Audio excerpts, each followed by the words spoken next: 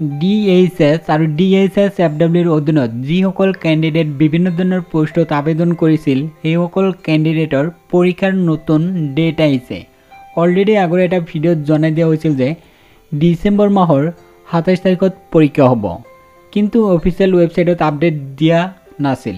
কিন্তু জনাই দিয়া হৈছিল যে পৰীক্ষা ডিচেম্বৰ মাহৰ 27 তাৰিখে পৰীক্ষা হ'ব মৰ্নিং শিফ্ট আৰু ইভিনিং শিফ্ট। কিন্তু এতিয়া নতুন এটা ডেট আহিছে।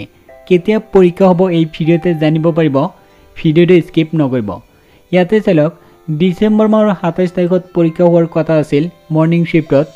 ডিব্ৰুগড়, শোণিতপুৰ, কামৰূপ মেট্ৰ' আৰু কামৰূপত পৰীক্ষা হোৱাৰ কথা আছিল মৰ্নিং শিফ্টত।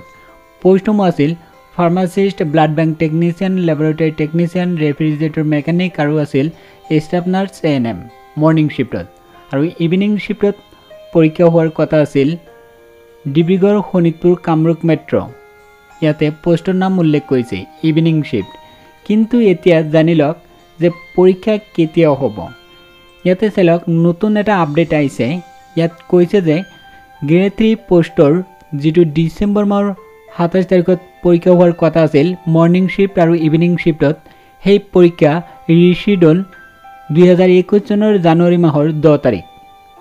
তাৰপিছত ইয়াতে উল্লেখ কৰিছে 3 তাৰিখত যিটো পৰীক্ষা হোৱাৰ কথা আছিল 2021 চনৰ জানুৱাৰী মাহৰ 3 তাৰিখত যিটো পৰীক্ষা হোৱাৰ কথা আছিল সেই শিফ্ট চেঞ্জ হোৱা নাই। ইয়াতে আনচেঞ্জ বুলি লিখিছে।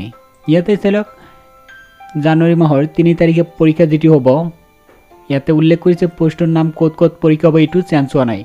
অনলি ইয়াত চেঞ্জ হৈছে যে ডিচেম্বৰ মাহৰ 27 তাৰিখত যিটো পৰীক্ষা হোৱাৰ কথা আছিল ইভিনিং শিফ্ট আৰু মৰ্নিং শিফ্টত গ্ৰেড 3 পোষ্টৰ, সেই পৰীক্ষাটো জানুৱাৰী মাহৰ 10 তাৰিখে পৰীক্ষা হ'ব ইয়াতে উল্লেখ কৰিছে।